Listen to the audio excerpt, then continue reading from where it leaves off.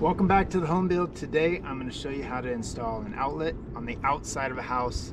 So what I got here is I got a cord that I've tied into the inside. It's actually going back to the panel, but in a lot of situations you might be just tying it into another box on the other side, on the inside of the house. So I have Hardy cement board, Hardy lap siding, this is the type of siding. So some of the materials that I have that I'm going to show you that you're going to need for this project: you need your ear protection, eye protection, that's important.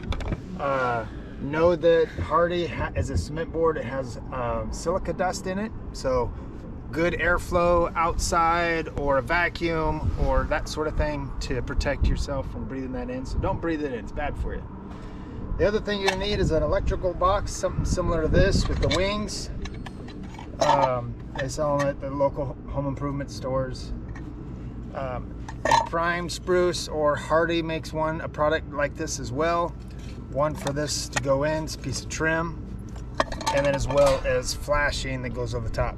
This type of flashing you can buy at any local home improvement or builder supply and that sort of thing. So I already cut, trimmed. You can watch a different video of how to make all these bins that I have, but ultimately you want something like this. So when it comes all said and done, it's going to be recessed in, something similar to that. Also what you're going to need is some sort of cutting wheel. This is a diamond wheel, so I'm going to be cutting the Hardy and the cement board, so I have a diamond wheel to cut it with. Okay, and also some sort of nailer, pinner, finished nail gun, that sort of thing to nail your block to the board.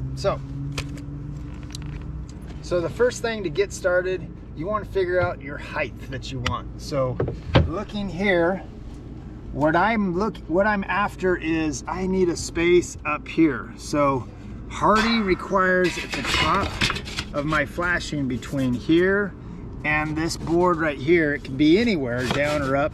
It just needs, the Hardy needs to be up about a ½ inch. That's for good airflow and that sort of thing. So what I chose to do is right in this location, I wanted the bottom, or this bend of the flashing, so this bend right here, to be about a ½ inch from this bottom. I think it just looks good and that sort of thing. Making sure it's nice and plumb, and lay it out and mark it. So the next thing, when you're cutting into it, so when I use my angle grinder to cut into it, I'm going to be very, very careful not to cut too deep and into that vapor barrier that's behind. I want to save all of that vapor barrier, and this piece of flashing is going to get tucked up and in behind that vapor barrier ultimately. So this will be the process. Turn it off.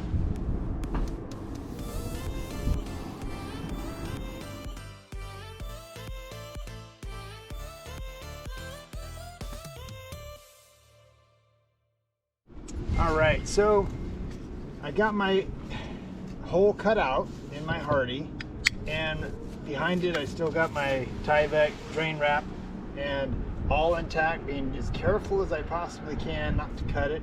So when I do caulk it, anything gets behind it, at least it has some sort of protection.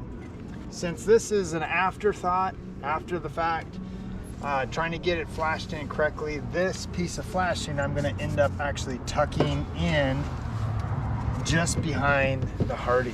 Ideally is that it's taped and lapped onto your vapor barrier, but in this particular case I can't get back that far to do it correctly, even though it will be behind this, and any water coming in from the outside is going to be able to shed off of.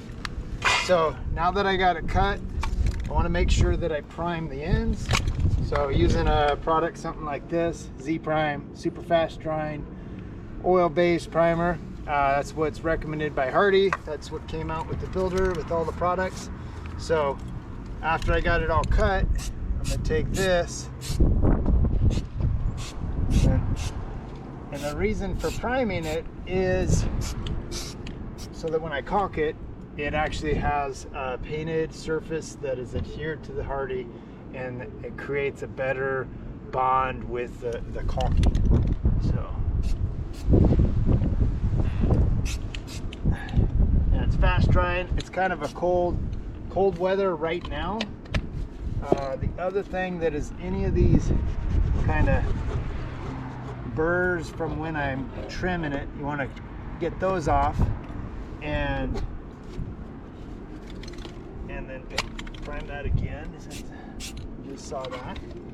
So now that that's there, I'm going to take my flashing and I'm going to try my best to tuck that up. And I tried to cut it in such a way that with the rounded edges that I can take it in here and hopefully, cross my fingers, it's looking pretty good so far, that I can get this tucked in.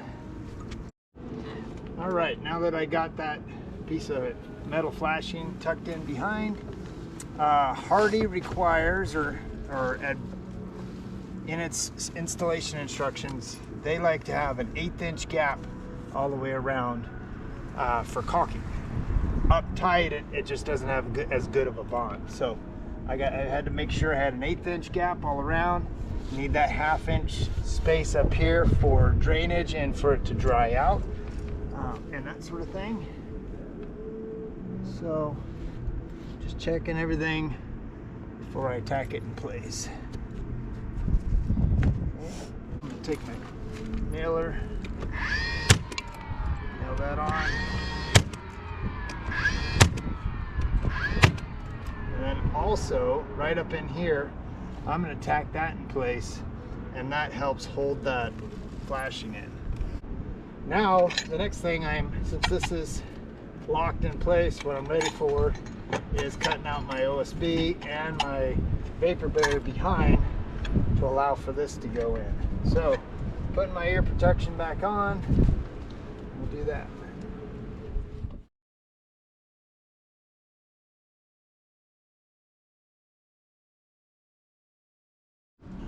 All right, so I knocked out a little hole there, and it actually has a compression fitting to keep it from sliding backward out. This 14-2 wire.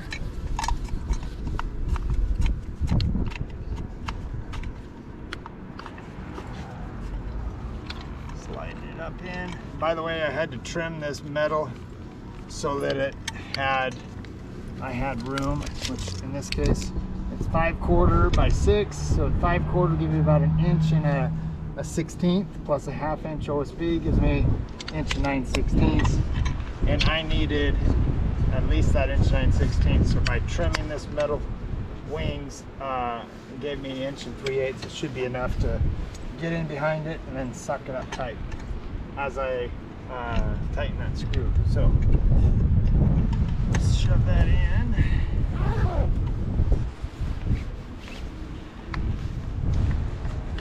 Before I get it in all the way, I want to be able to caulk it. So I got my caulking here. This caulking, by the way, is the Quad Max. It's made for high and low temperature, so down to as low as 0 degrees, which you can see right here, 0 degrees to 140 degrees. So it's made for colder weather, and that's Fahrenheit, by the way. Good flexibility, strength, it bonds real well. I really like this product, Quad Max. It can be painted. So I had it in there earlier heating up, so I'm just making sure it comes out nicely. And since I did that wood, I had to prime it. And the reason I primed it is just that it, again, bonds better to the wood and that sort of thing. This plastic box, it's almost like a fiberglass box. Actually, maybe it is a fiberglass box. Sure, it put lots of this on it. This is going to allow me to have that slim profile of a waterproof cover.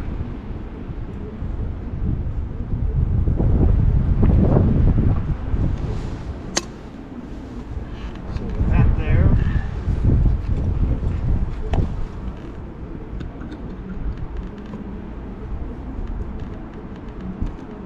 what I'm after is to make sure I can hear that. I kind of did those wings on the inside. So my helper, Miss Macy Rogers, those wings on that inside, can you make sure they're flared out behind the OSB? All right, my helper back there says we're good. I'm gonna tighten up this screw.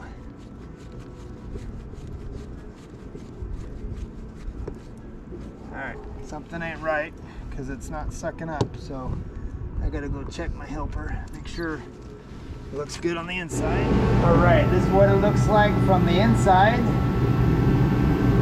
Obviously you can't see it if there's a wall and sheetrock and everything there, but anyhow, that helps keep it nice and tight. And as I tighten this more, it's gonna just hold it real well. All right, everything on the inside looked good. Gotta get my tool. There we go. Having a tool like this. So it's tight on the inside. Now I can finish cleaning this edge up.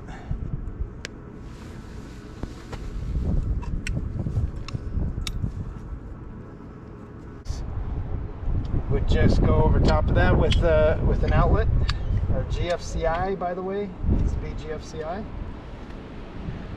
Ground fault circuit interrupter. And go ahead a little bit on these nail holes.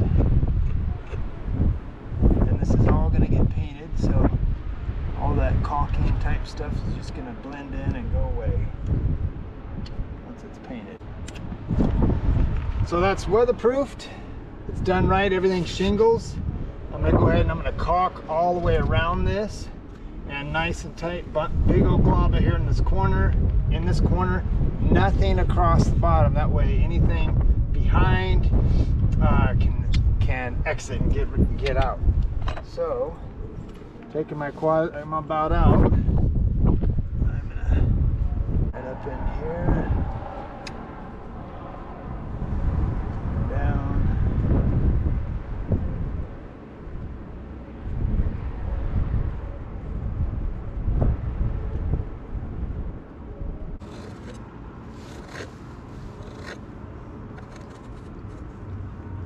So you can see that I'm tooling it, not using my finger as best as I can.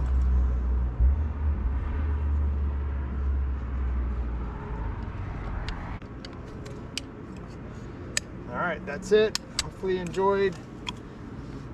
It's important though that this shingles, water gets out.